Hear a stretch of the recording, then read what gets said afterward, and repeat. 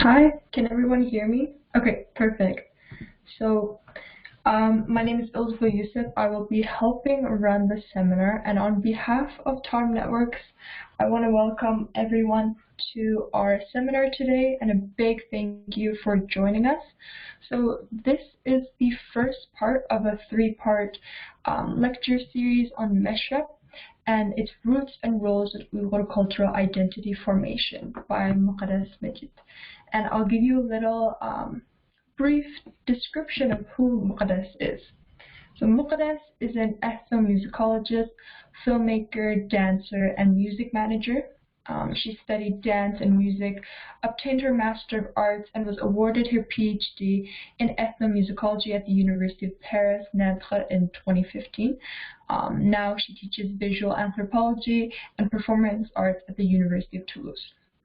As well, she's created documentaries and short films on Uyghur culture and performed with music groups at world music festivals as a dancer, such as the Fez Sacred Music Festival in Morocco. And recently, she's involved in research on the transmission of Uyghur Meshrep gatherings around the Uyghur diaspora, and is co-creating an immersive project, performance project based on Uyghur political crises.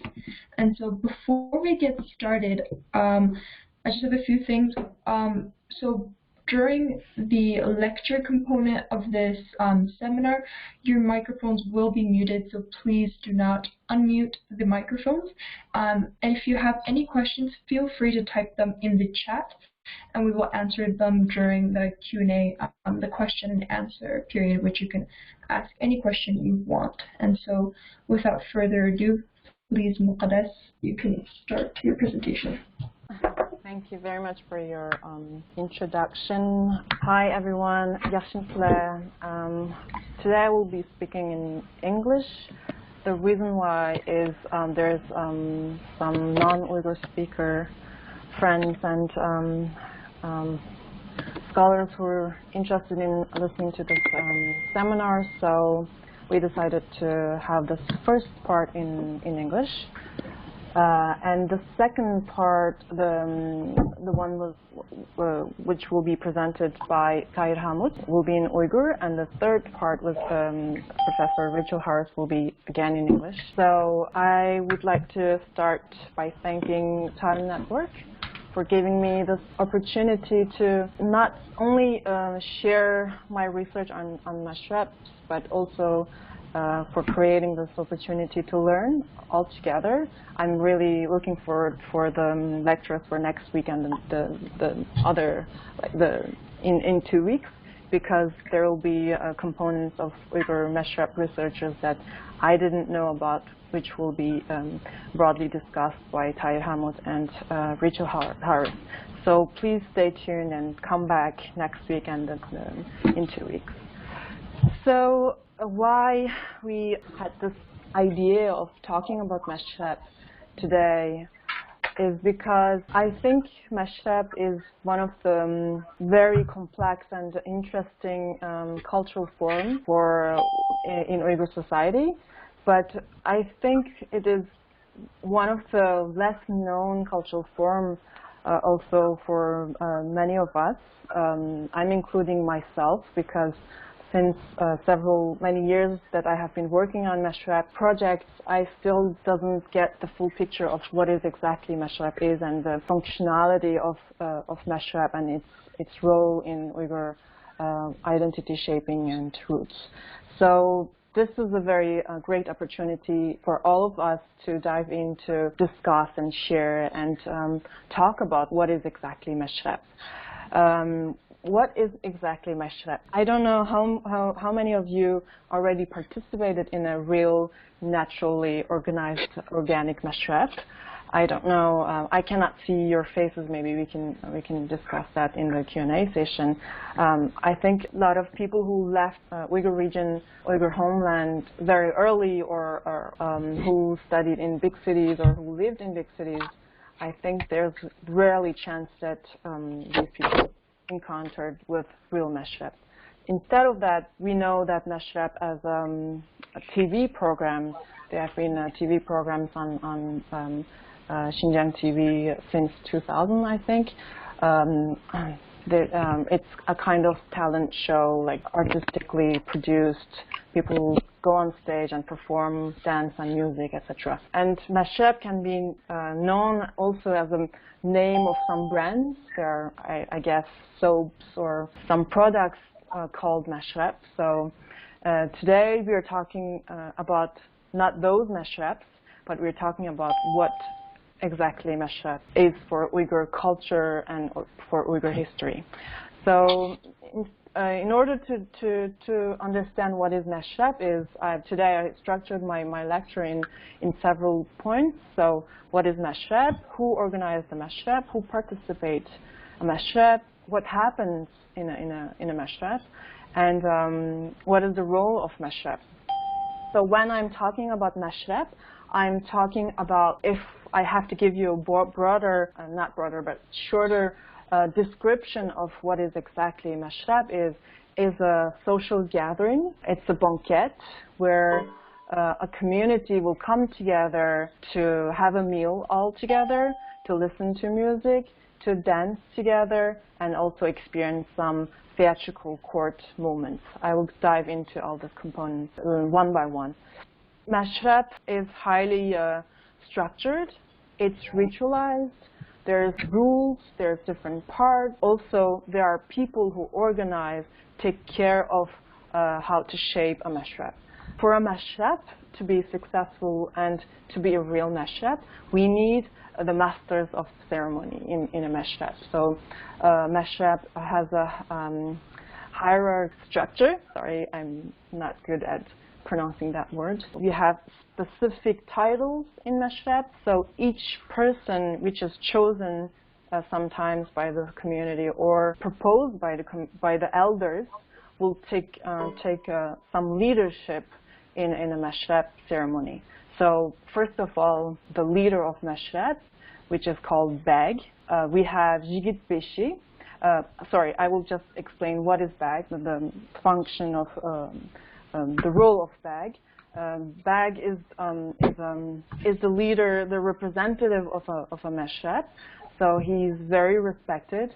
Normally, bags are chosen by the aksakals of the community, the leaders of the community, and the bags should be someone who is highly educated or had some achievements in business or in society. Bag should be someone who can lead the community towards the right path. So the bag is the highest leader of the Meshrep. So we can also have Jigit Beshi. Jigit Beshi, it's a special title because Jigit Beshi can also have a functionality outside of Meshrep. So Jigit Beshi, basically, it's someone that it's a referee. We can call him as a referee. So everyone can refer to Jigit Beshi if there's anything happens in the community.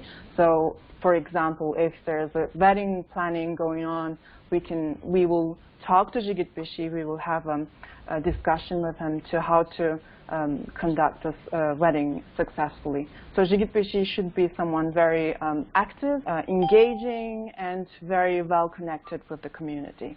So Jigit Beshi, mostly we will call him as the leader of Otuz Boy, Otuz Oğul. I will explain what is Otuz Oğul exactly in a minute.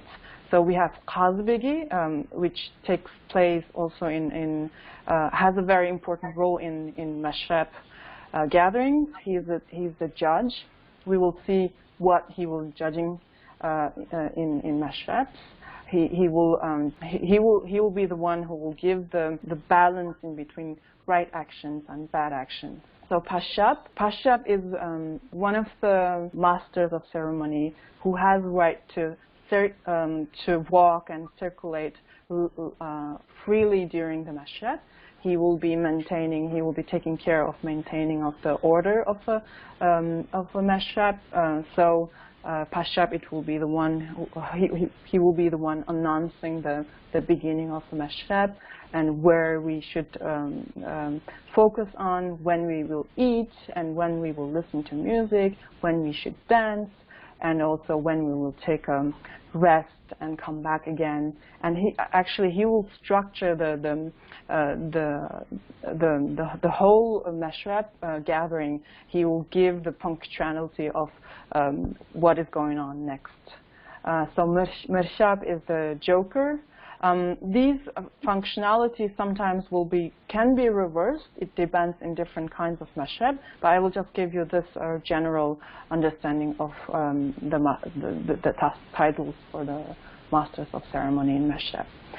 Kölbigi, of course, the meal, having a meal altogether is very important for a Meshrep gathering. So Kölbigi, there will be a specific title. Someone will be taking care of preparing food and bringing food to the table. If there's any problem with the food, he will be in charge and he will get punished if there is any problem.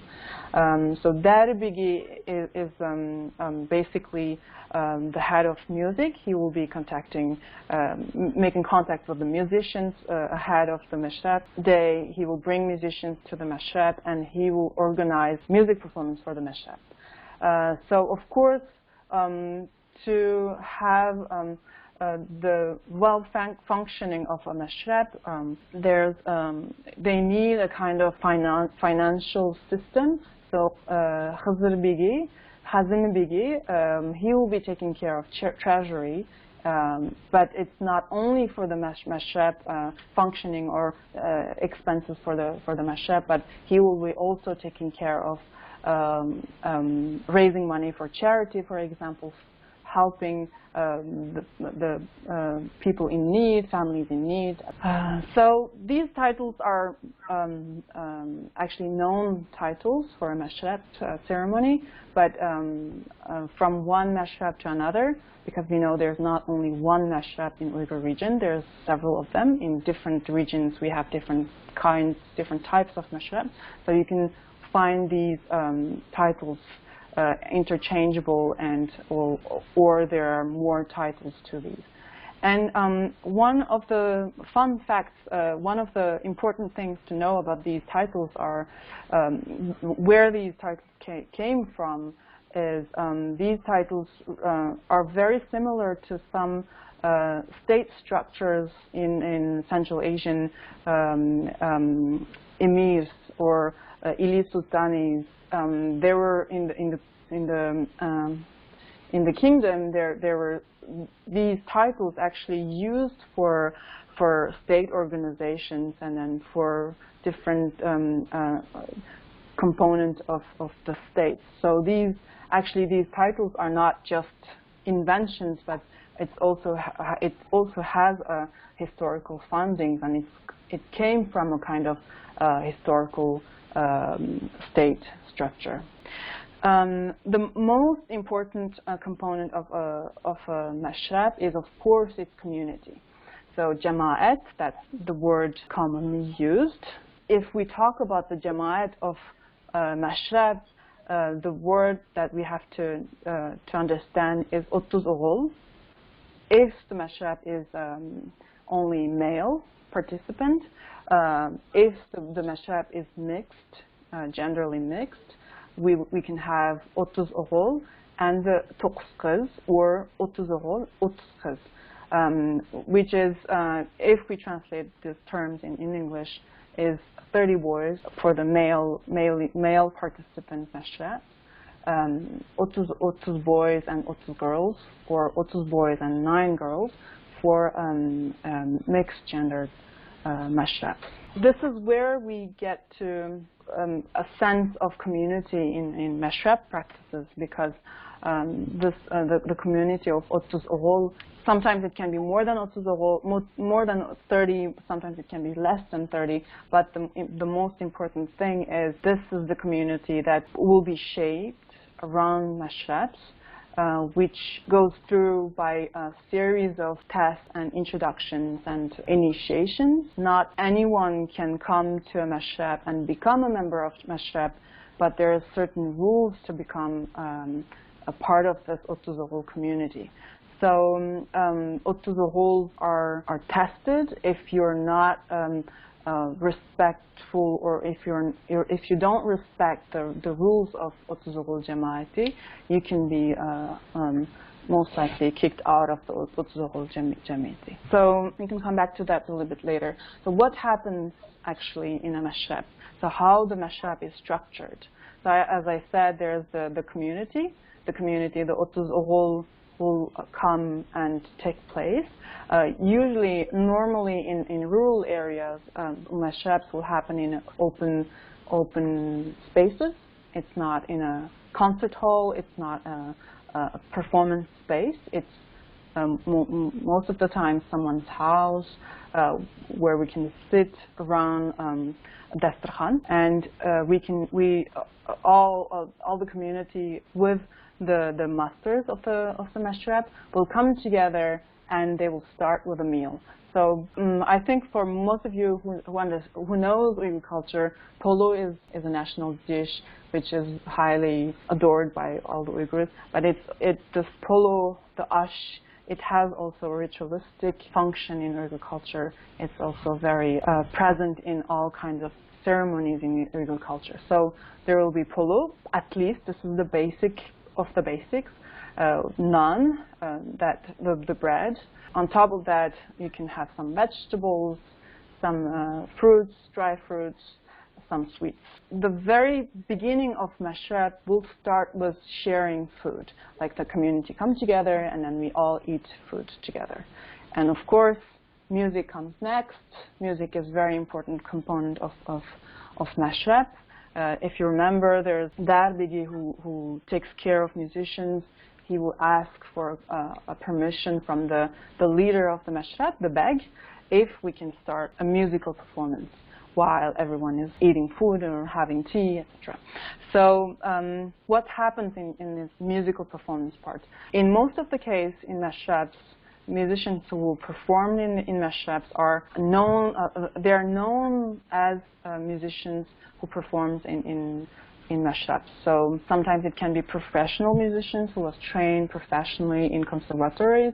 Sometimes they are traditionally trained musicians, which is a little bit different than professionally trained musicians because they go through different kinds of training process. But in this kind of context, in Meshrep context, musicians they're known as musicians who can create an emotion, an ambience in Meshrep context. So what happens in this music performances is we will most likely to hear some pieces from 12 Mukam, so Uyghur 12 Mukams. For those who doesn't know what is Uyghur 12 Mukams, is to be really quick, it's musical suites. So, which means each mukam is constructed by different pieces, which are rhythmically different from one another. For the case of 12 mukam, we have 12 suites.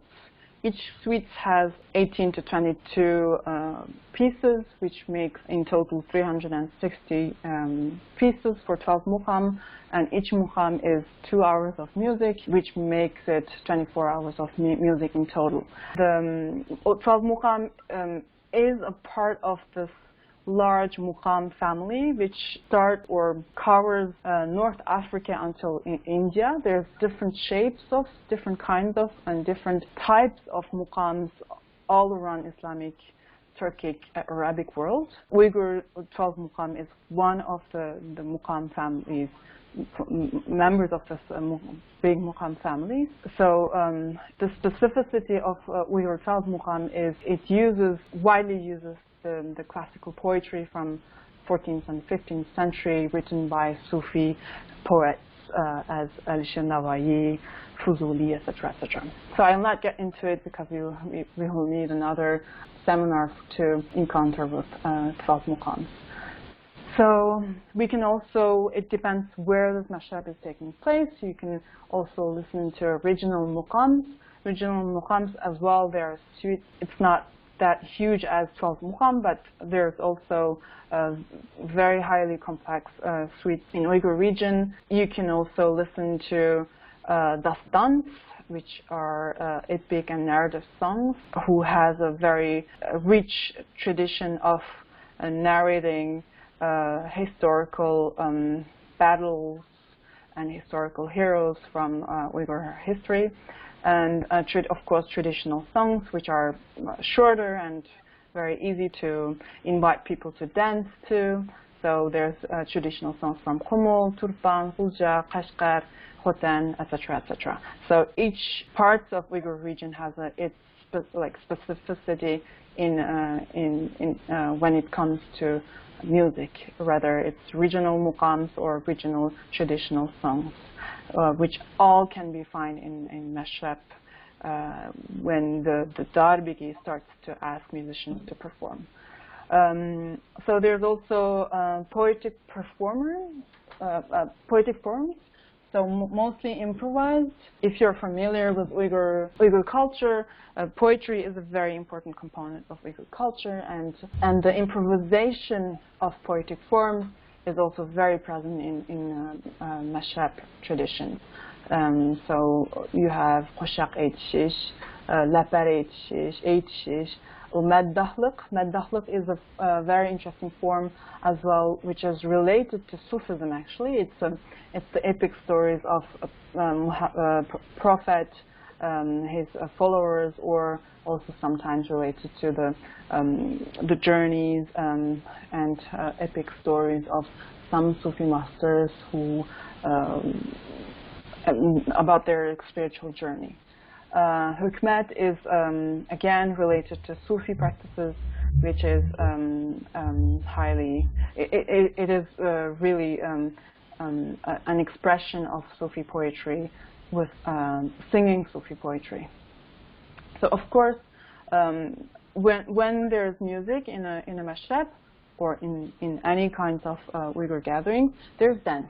It's something really rooted in Uyghur culture, because Uyghur psychology is sometimes not very expressive with the words, but it can be very expressive with dance, the body movements, etc. So just to give you a very light introduction to Uyghur dance, Uyghur dance is largely socially practiced in social gatherings, in weddings, holidays, in informal banquets that we call ultrush or chai, or even a small party in between friends. At one point we will get up and we will start dancing. It's something really natural and very present in Uyghur culture. We can also distinguish spiritual dances. We have one spiritual dance which is very famous, Sama dance. There's some misconception about Sama dance. Some people think that Sama dance is related to shamanism or Tangrism, but we don't have any proof of that. And some who claiming Sama means sky, that's why it is related to Tangrism or shamanism.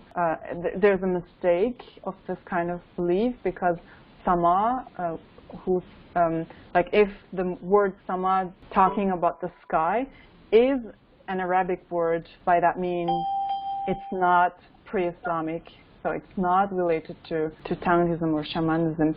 Rather, it's we have some texts, historical texts from Abba Khoja period, where Sama was really an important practice for in Kashgar. So he decided to make this dance an official dance, where people gather in front of Hitka to dance it annually after the Hate, the first date of Hate, Qurban Hate. Because of the regional music is different, there's a different flavors to different music, and that flavor in music translated also into different regional dances. There are different genres of dances.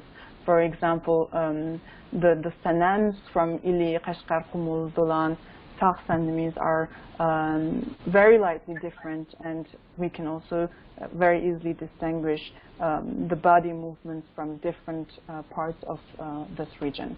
And of course we have other genres of dance in Uyghur culture. For example, Nazırkum, which is a comic dance from Turpan, and the Çırak Suli is a light dance from Kumul area, Şir Suli, these all from Lubnur area. The Şir Suli is a very interesting dance which is very unknown for the Uyghur audience. Like, we don't know much about this dance. These dances came from animal imitations of these regions. I will not talk about this because we don't have that much time. So, of course, when we have music in Meshrep, the most important role or mission of musician is to bring people to dance. Dance in Meshrep is highly recommended, initiated by the masters, and they will even ask musicians to play dance music for people to get up and dance. There will be collective dance, so a lot of people come together and then they will dance all together.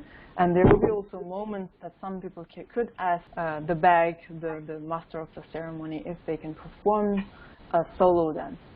So, as you can see in these pictures, people are performing, these are performances to show their talent. So, of course, a Meshrep is not a Meshrep if we don't have a Dava Destur, Nama, Kulluk, Jaza, the court, the theatrical part. This component only exists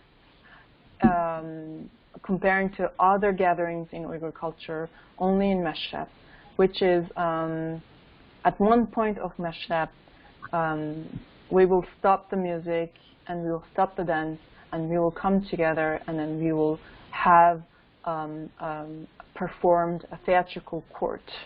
What does that mean is we will ask the community if there's anyone who has an issue to discuss, or if they see or discovered anything abnormal in the society. This is the time to discuss about these issues and solve them, because one of the core importance of Meshreps is also to find a balance in between right actions and bad actions in the society, and give people codes, give people the possibility to understand how to behave and how to live in a harmony with their neighbors. So in this component, sometimes it's called Dawa Destur or Nama Kulluk or Jaza, they will have some complaints about someone, so they can present themselves in front of the master of the ceremony, the bag, and they will speak their complaint about someone in particular. So this someone can be one of their friends. It can be completely performed.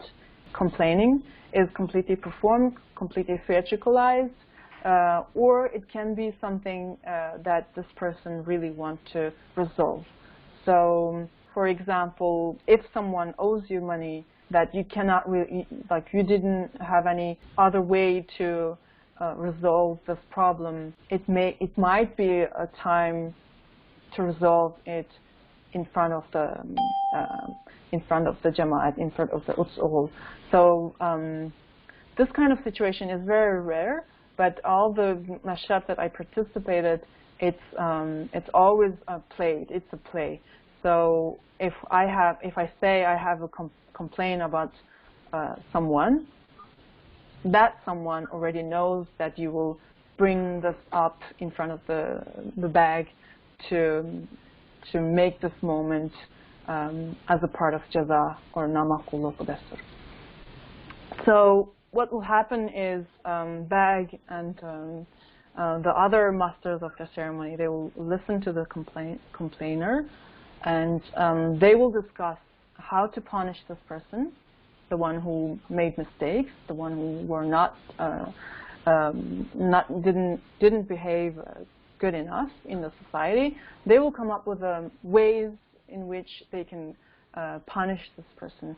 So, like, I think most of you heard about samsiqish or qarsurtush.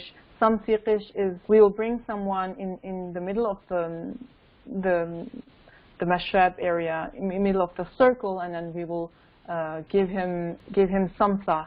So the aim, the goal of this kind of action, this kind of performances, is to make everyone laugh.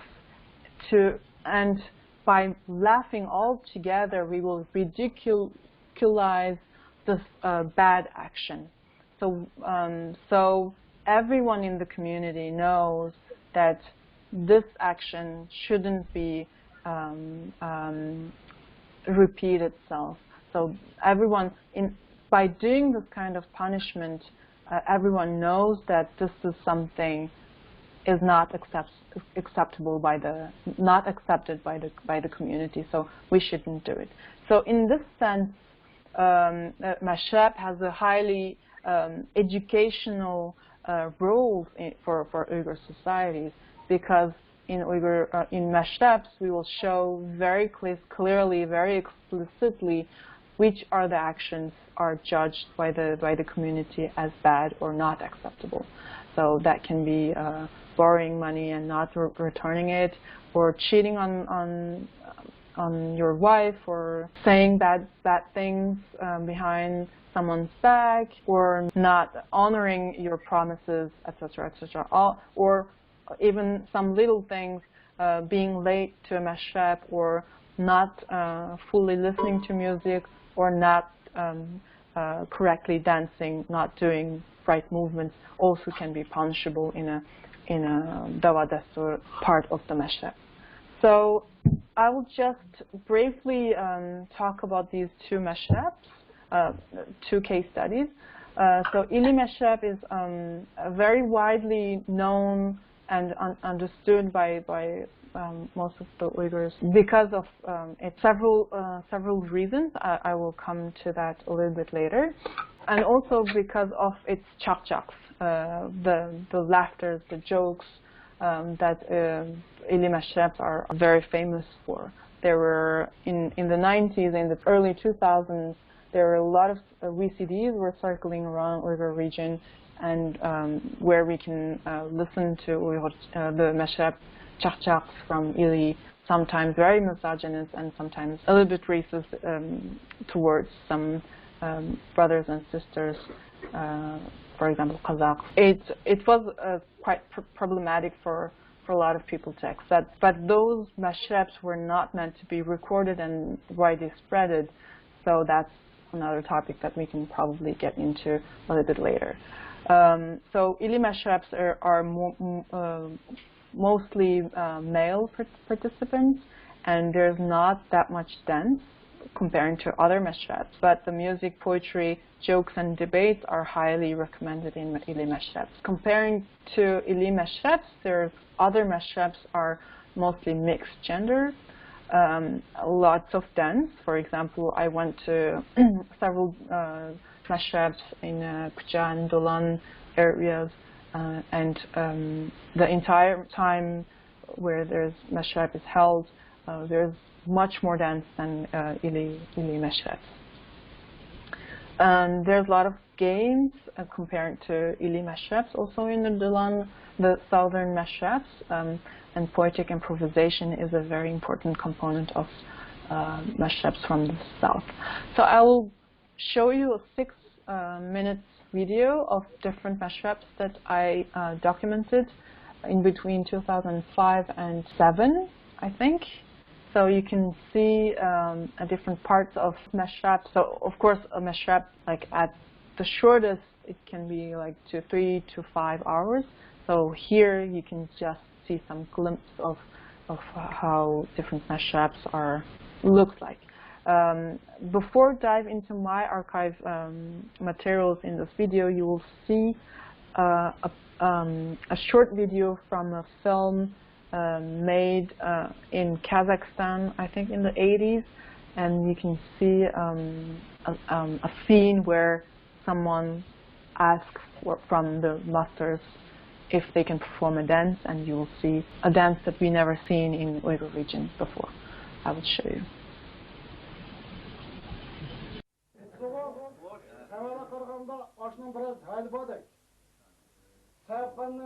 Tağsı Abşükürka Meşreps kattı Meshrep'ti. Biraz hükümet oynabasın diye teklif var. Oy, obdan təhlil ikən mərhəmət körəyli 30 oğul. Yaxşı mı? Körəyli mərhəmət. Esselamu aleyküm 30 oğul. Esselamu aleyküm. Oy, hakakini. Şükür dilim. Hükümet oyunu telef katlar. Uzun yıllarga oyun bunu şuna huzurma barını oynayıp bir ay kırdı. Rahmet, rahmet.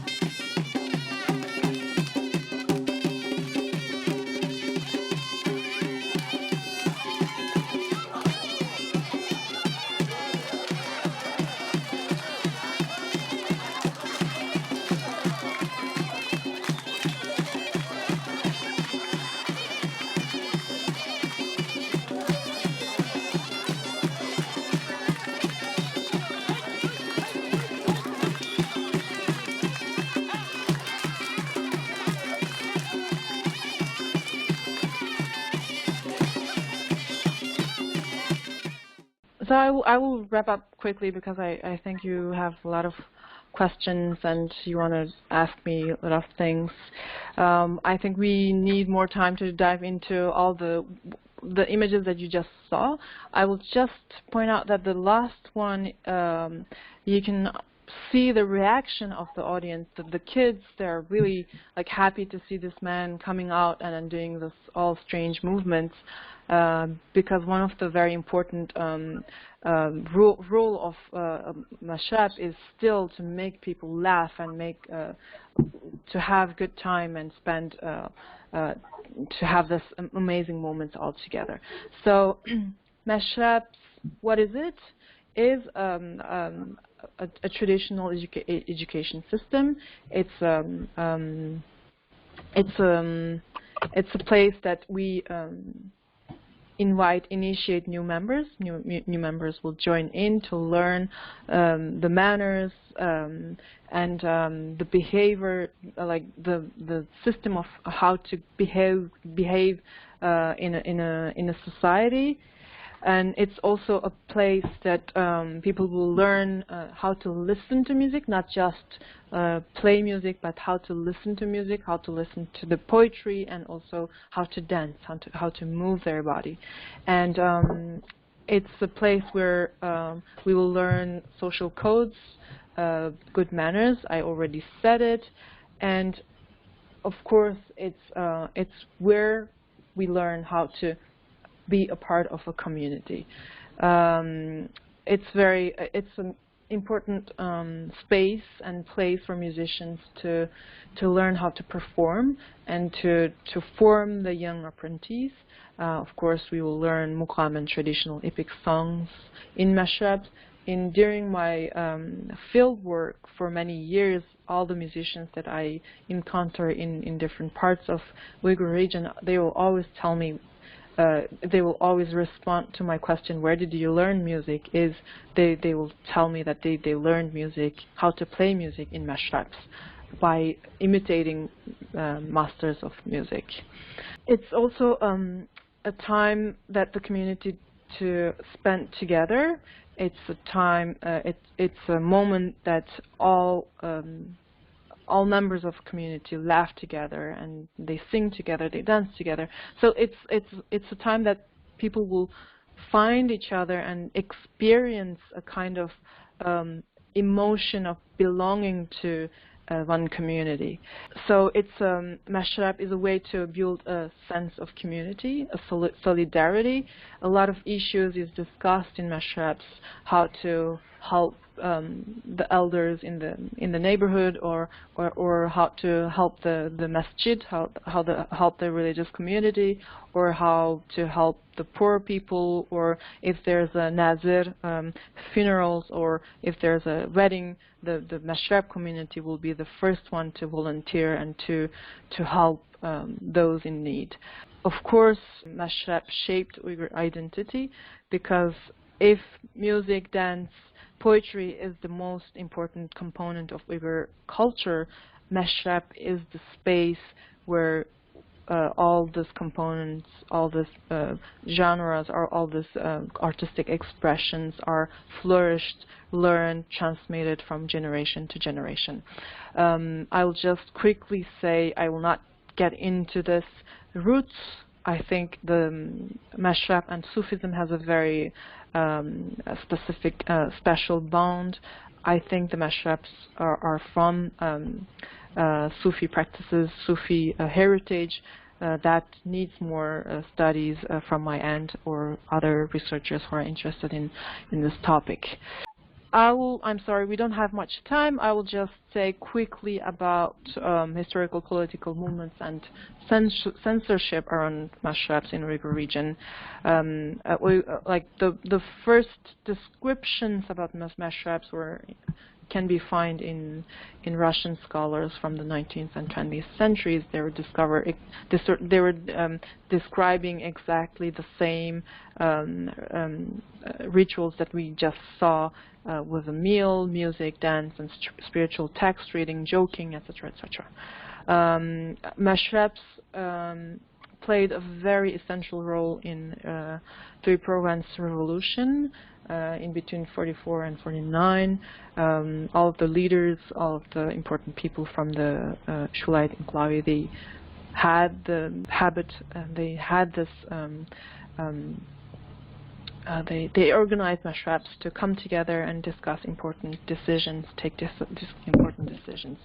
And I invite you to go and do some readings about Ili Meshrep movements around 1990s, which were highly persecuted by Chinese government because it had this role of bringing people together and solving the social problems all together, and it was too important and too strong for Chinese government, and the whole Meshrep movements in Ili region was damaged and forbid during this time. We will talk about it when we will have Rachel Harris on our lecture. So today the Meshrep on Chinese media is really only represented as a talent show or a dance or a song, which I invite you to have a look because this is not Meshrep. As you can see, this has nothing to do with the Dolan Meshrep that we just saw in my field work videos, and I want to share with you some information about that. When this Meshrep, Dolan Muqam Meshrepi, became so famous in China and also in Uyghur region, that all these dancers were dancing so with the very harsh movements, the Dolan dancers, the actual Dolan Muqam owners, they were really shocked and they were really disappointed by how their images were represented on national TV, because they were telling me that's not how we dance, that's not our Meshrep, and we are not this savage, primitive people who dance like that. So they were not approving of this choreography, which is in itself, of course, interesting and very colorful, but for the real Meshrep people, this was like a disgrace for their art. So I'm finishing up my seminar here, so please come back for more discussion on Uyghur Meshreps. Tahir Hamud, we're really lucky to have him on our next talk, because he participated in forming and making this Meshrep films that you can all find on YouTube. There's 31 DVDs, and then it was highly produced, and a lot of people were very satisfied and happy about that production. But we will dive into how those Meshreps were collected, staged, to be shot in a film format and introduced to larger audience, and come back, of course, to our talk in 2 weeks with Rachel Harris, because Meshreps were inscribed on the list of intangible cultural heritage in need of urgent safeguarding in UNESCO's list, despite all the restriction of Meshreps in Gulja and all the violence of Chinese government towards this Meshrep movement in the 90s. So we will discuss about that, and with Rachel, I will also invite to go check our recent Meshrep research project that I put the website, and you can also find Uyghur Meshrep projects on YouTube. You can see all the videos that I shot and I edited, and it's about Meshreps in transmitted and practiced in Kazakhstan of the Uyghurs who migrated to Kazakhstan in the early 20th century. If you're interested in reading more, I leave you with some reference here, so you can find these articles and find out more about Uyghur Meshreps. Thank you very much. I will stop here, and if you have any questions, I'm open to discuss with you. Okay, Thank you, Mukaddas. Thank you so much. It was very informative, and it really gave me, I guess, a deeper understanding of Uyghur culture. So before we move on to the question and answer period, we are experiencing some technical difficulties. So if you are kicked out, please rejoin. So we'll go into the question and answer period in about like 5 minutes. Okay. Okay, we fixed the technical difficulties, so if you have any questions, please feel free to ask them either in the chat or you can use the question and answer function and we will answer them.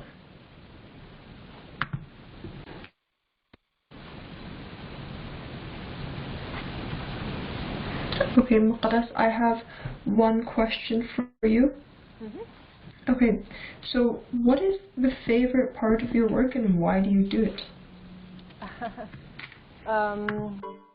The favorite part of my work, as a ethnomusicologist, you mean?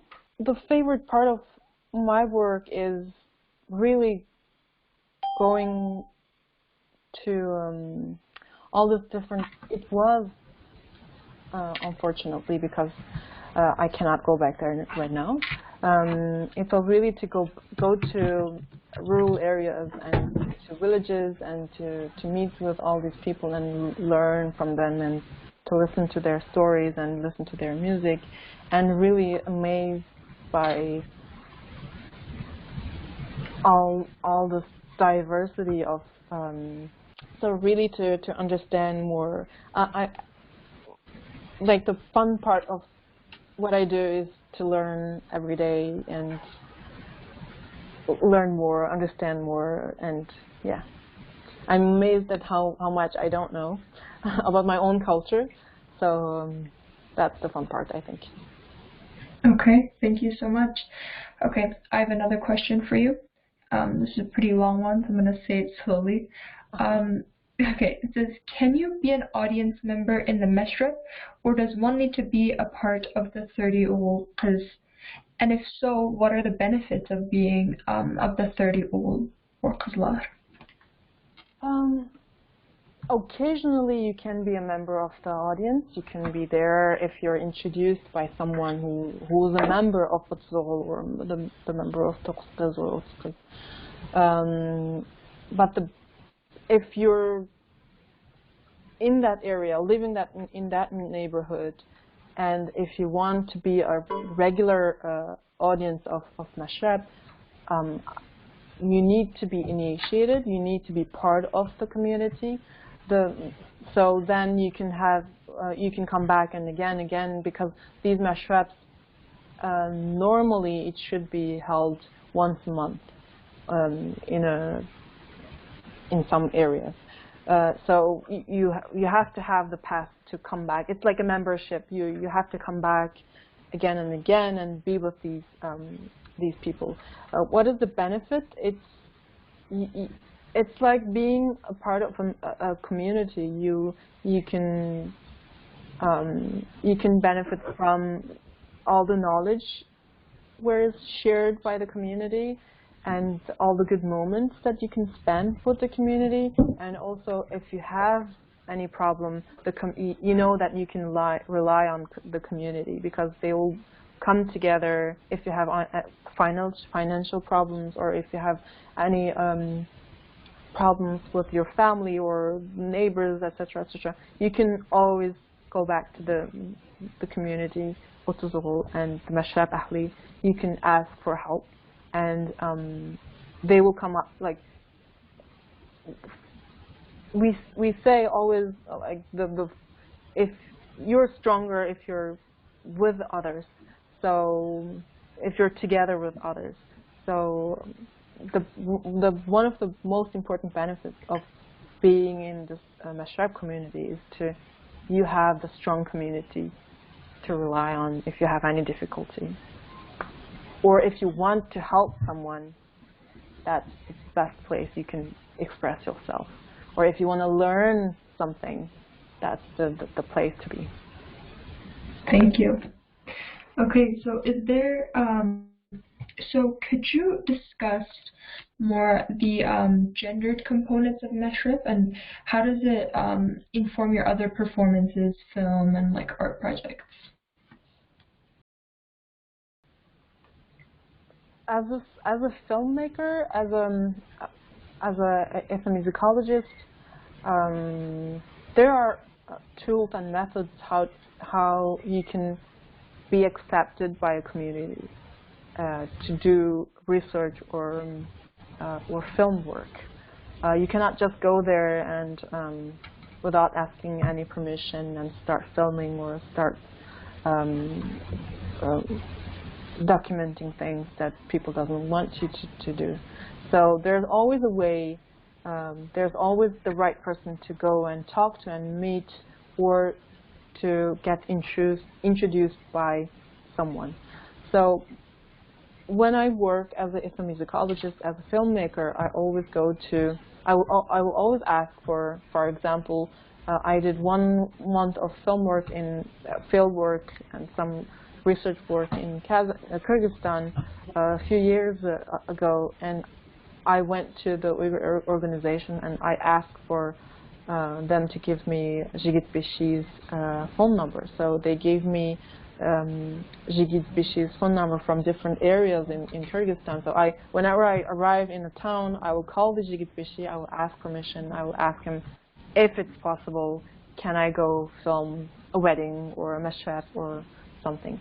Of course, as a woman, it's sometimes complicated to be in a situation, for example, if it's only male Meshrep, right? But I never felt rejected from these situations. Meshreps are more open than for my MA degree, I worked on a Sufi ritual in Roja.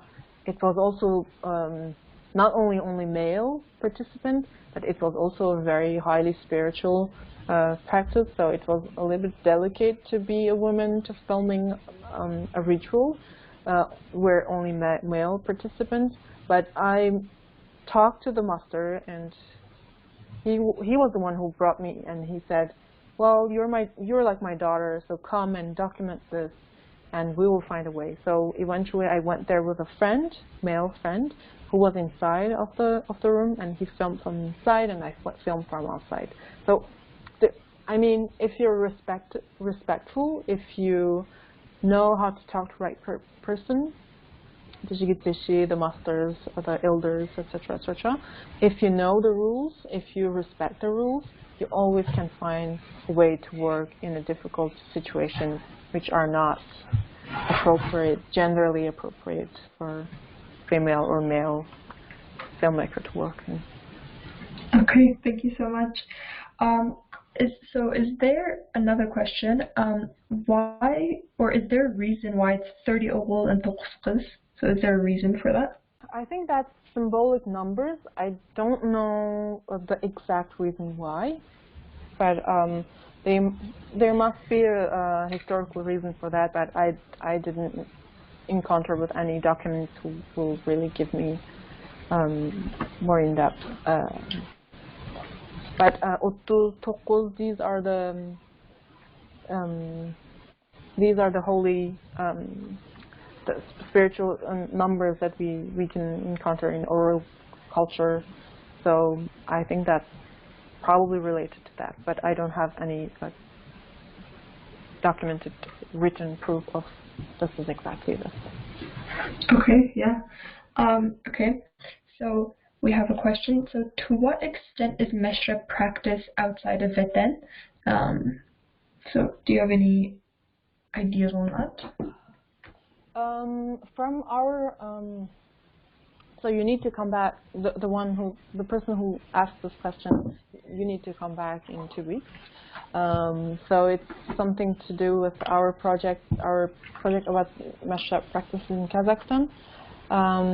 So in Kazakhstan, they're very active about Meshreps because they take it really seriously, the Uyghurs in Kazakhstan, because they understood that with Meshrep practice and with this this tool of bringing community together, this identity shaping force of Meshreps, they can really contribute in safeguarding, keeping Uyghur identity, Uyghur culture. So in Kazakhstan, Meshreps are highly, I'd say, highly respected, and many people know that. And Meshrep communities are very praised, and young people wants to be part of Meshrep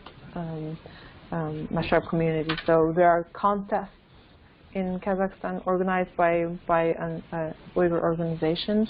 So young people will learn actually how to organize a Meshrep and what are the rules and how we can have a successful Meshrep. And the good practices are praised and encouraged. So Kazakhstan is doing a really good job for keeping Meshreps alive. And I know that in other parts of the world where Uyghur communities are densely inhabited, there are some Meshrep practices in Australia, for example. I think in Germany I heard something that they have a Meshrep practice, and probably in other parts that I don't know. I didn't do really widely research on that, but I know that some people want to keep Meshrep going, but as I understood, lots of the Meshreps are generally male Meshreps, because for many people, Meshrep is Meshreps should be only practiced by male, but that's not entirely true. It depends which parts of the region you're coming from. So I think to create a safe and active Meshrep environment for keeping Uyghur culture, it might be a good way to keep Uyghur identity and Uyghur culture, because you get to listen to Uyghur music, you get to dance Uyghur dance, you get to recite poetry in Uyghur language. It's very interactive and interesting for stimulating Uyghur culture. Yeah, thank you. Yeah, we even had Minam in the chat say we have a whole Meshrep in Adelaide, so that's very cool. Would you mind opening up a little bit more about the relationship of Meshrep with the February 5, 1997 Wolja protests? Okay. So there's a very good article about that from Sean Roberts that I shared. I don't know if you saw that the last slides. You can also find out a lot of information about that in his article. The relation with Meshrep practice of this riot and this massacre is massacre. Maybe it's not the right word to use. This problem is in the beginning of the 90s, I think the whole Uyghur region, especially some rural areas, are completely forgotten by the Chinese government. I mean, financially, because to have a social stability, you have to help people to have stable jobs, to have stable incomes. But also, there's another problem at that period is the northern part of Uyghur region had this huge problem of alcoholism and also drug addiction problem. So for those who live in Western societies, we know that these problems exist, but there are also programs of government helps these people in need and help them to go rehab or to find a job or something like that. but in the situation of Fallujah, the situation went so bad that so many young people were didn't have a proper job, and also instead of that they had drug addiction and alcohol problems. So there are some youth organizations, some young Uyghurs decided to act and to help others to get out of this misery. So they started a Meshrep movement because the rules in Meshreps, especially in Fallujah Meshrep, are very strict. So to become a member of Fallujah Meshrep, you need to prove, you need to really have the will, and you need to have the courage to become and stay in a Meshrep. So by doing that, they little by little they pull in some troubled young boys into Meshreps, and then they help them to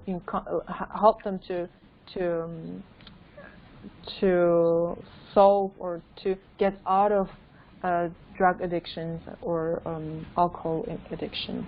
And the community was really strong, and they were helping each other, and also they were staying together to solve this problem. And as the Meshrep community grow, they started to organize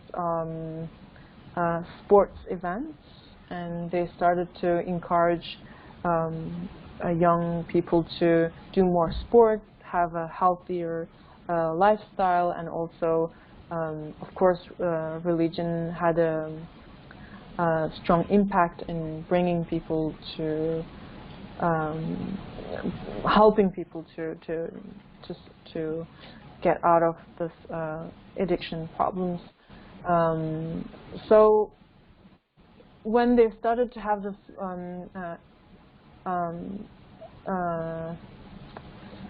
when they started to organize all this sports events, then they become a little bit dangerous for Chinese government, because they started to have too much power over the young generation. They had too much influence over the young generation, and they started to solve this problem of drug, which meant to keep Uyghurs under poverty, under really very bad shape.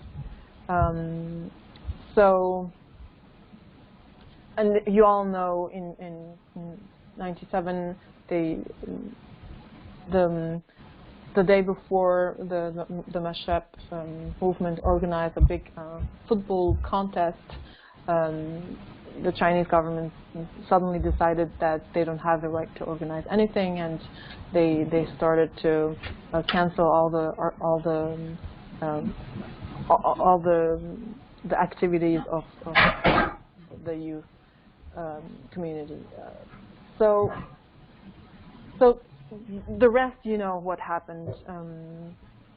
They were not happy. The Uyghur youth wasn't happy, so they went on street, and they started to protest, and it got a really violent reaction from the government, and a lot of young Uyghurs were arrested. And I had families in Fallujah at that moment, and I will always remember what my cousin said. She said, "Well, Mukaddas, there's no more young boys in the streets." So for more than 5 or 6 years, until the baby boys grew up, there were no more young boys or young men on the street. So to say, one whole generation was gone, arrested, disappeared. killed probably. Like a lot of families, they lost contact with their sons, their brothers. So to say the whole thing, the whole riot, the whole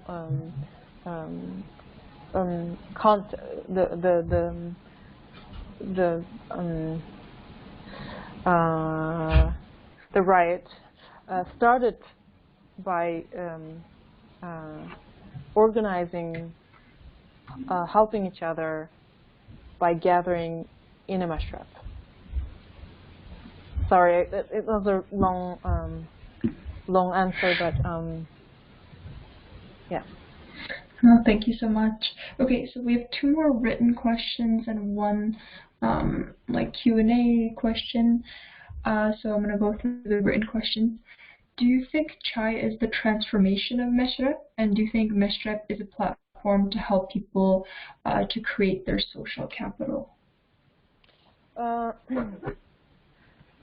Chai, probably, I never did any very serious research on Chai, but there's a lot of elements in Chai are similar to Meshreps.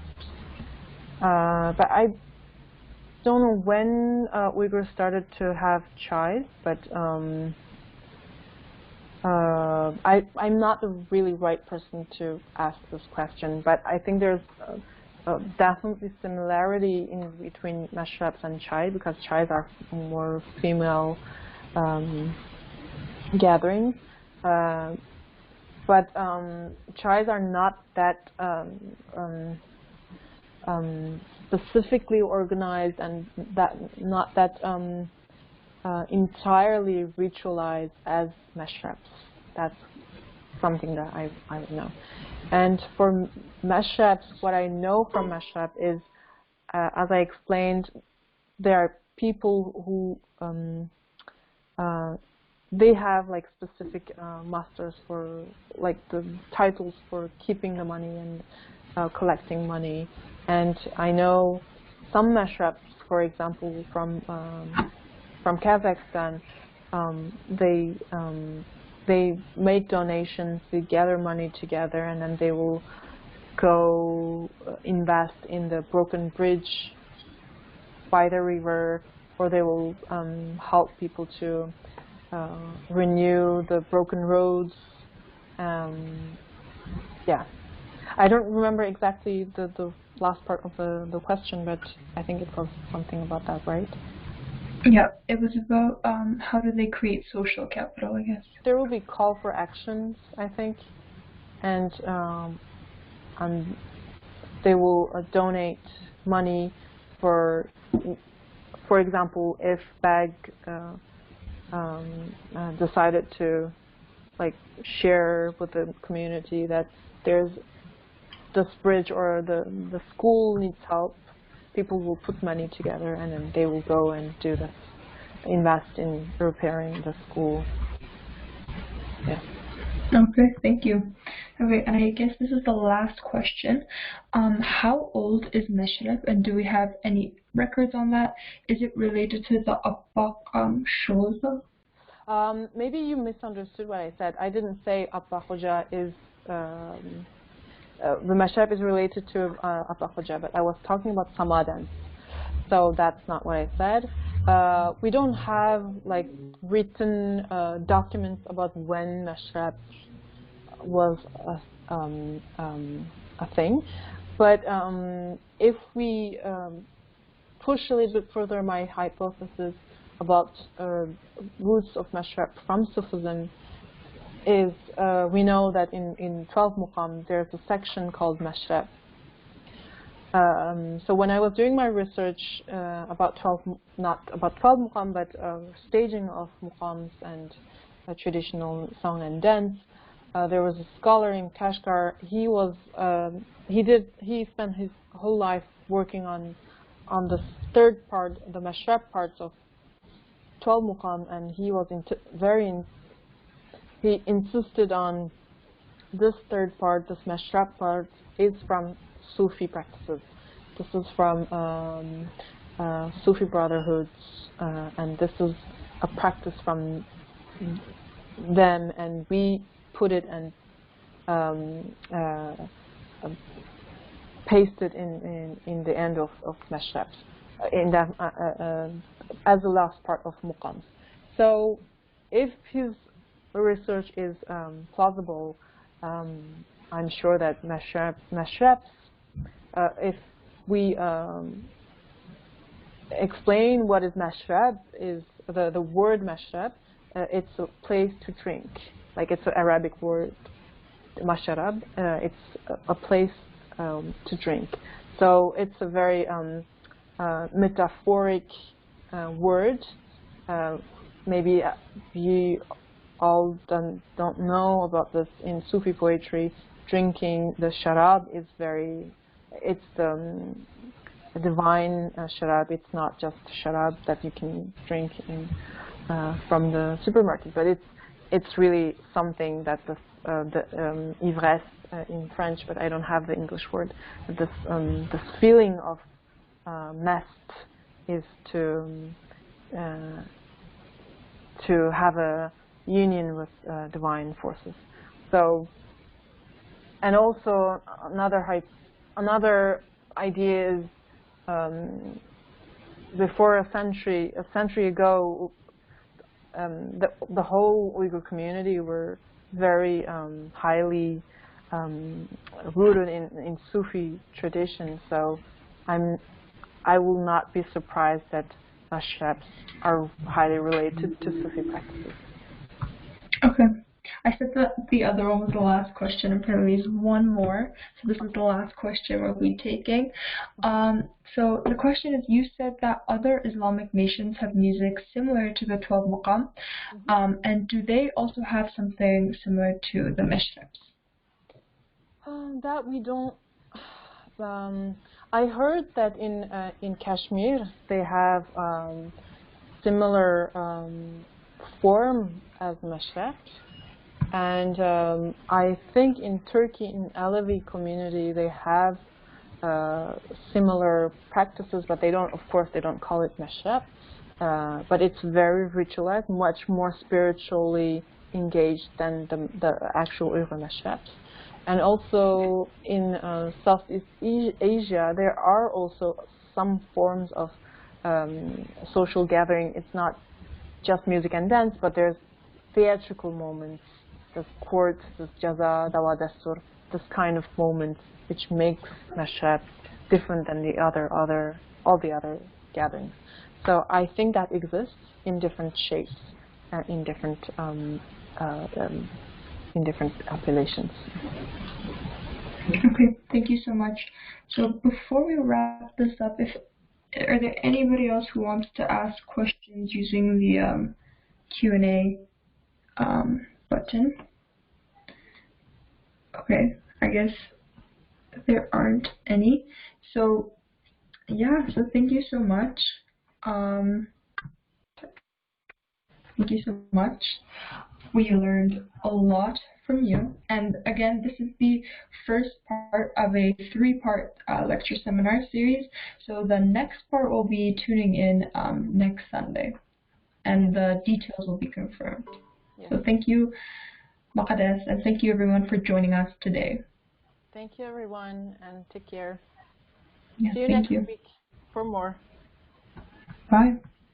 Bye.